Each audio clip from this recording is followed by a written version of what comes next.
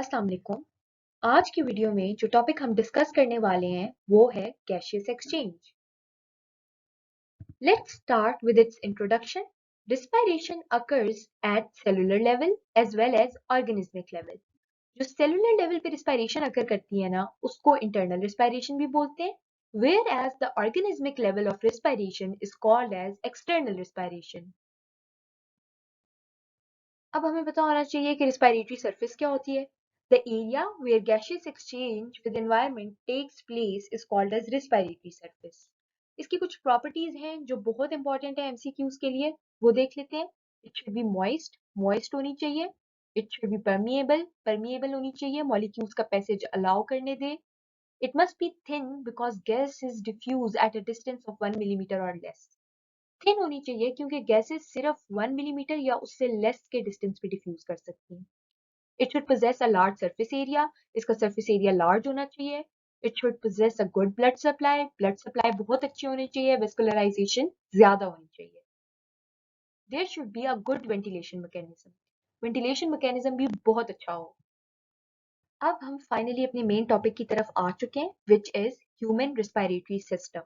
Human respiratory system जो है ना वो दो पार्ट्स में डिवाइडेड है। एक है upper respiratory tract, let's see its contents. These include nostrils, nasal cavity and pharynx. The second type is the lower respiratory tract. Lower respiratory tract के अंदर आ जाता है larynx, trachea, bronchi and lungs. Let's see the sequence of air कि air जब enter करती है तो वो किन ऑर्गन से मूव करती है, किस ऑर्डर में। सबसे पहले नोस्ट्रल से एंटर करती है, नेजल कैविटी में चली जाती है। नेजल कैविटी से जाएगी फेरिंक्स की तरफ, फेरिंक्स से जाती है लैरिंक्स में, लैरिंक्स से जाएगी ट्रैकिया में जिसको विंड पाइप भी बोलते हैं, विंड पाइप से जाएगी ब्रोंकाई में। ब्रोंकाई दो होते हैं और फिर हर लंग में एक ब्रोंकाई जार होता है। वो ब्रोंकाई आगे डिवाइड करके फॉर्म करेंगे terminal bronchioles. Terminal bronchioles form करते हैं respiratory bronchioles. Respiratory bronchioles and करते हैं एल्वुलर डक्ट्स पे। एल्वुलर डक्ट्स लीड करती हैं टुवर्ड्स द एल्वुलर सैक्स। अब हमारे पास जो सी शेप्ड कार्टिलेजिनस प्लेट्स है ना वो ट्रैकिया ब्रोंकाई में प्रेजेंट है, लेकिन ब्रोंक्यूल्स में वो प्लेट्स नहीं रहती, वो इररेगुलर स्ट्रक्चर्स बन जाते हैं। ठीक है, Now we are going to observe the passage of air in a diagram.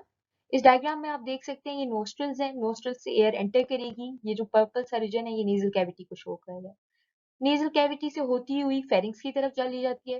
Pharynx देखें डाइजेस्टिव ट्रैक का भी और रिस्पायरेटरी ट्रैक का भी दोनों का कॉमन स्ट्रक्चर है। फेरिंक्स के बिल्कुल नीचे प्रेजेंट है लैरिंक्स। लैरिंक्स के अंदर वोकल कॉर्ड्स प्रेजेंट होते हैं। Then there is the trachea, the wind pipe. Wind pipe के अंदर ये आपको नजर आ रहे हैं, these are C shaped cartilaginous rings. ये आगे जाके डिवाइड कर देता है दो ब्रोंकाई में। एक ब्रोंकाई एक लंग को प्रोवाइड कर रहा है, दूसरा ब्रोंकस दूसरे लंग को प्रोवाइड कर रहा है। ये ब्रोंकस आगे डिवाइड करके ब्रोंक्यूल्स बनाता है। ब्रोंक्यूल्स में टर्मिनल ब्रोंक्यूल्स होते हैं, रिस्पायरेटरी ब्रोंक्यूल्स होते हैं। They eventually end at alveoli. Larynx is basically having a pair of vocal cords in it. They are involved in producing speech with the help of the cheek muscles and the tongue. Larynx के अंदर एक pair present है vocal cords का। Vocal cords का क्या काम होता है, स्पीच की प्रोडक्शन में इन्वॉल्व होते हैं, चीक्स की मूवमेंट के साथ और टंग की मूवमेंट के साथ इनका बहुत क्लोज रिलेशन है। Epiglottis is a cartilaginous lid having a muscularly controlled hinge-like action. Muscularly controlled होता है, hinge-like action होता है इसका epiglottis का। Lungs are the principal organs of respiration.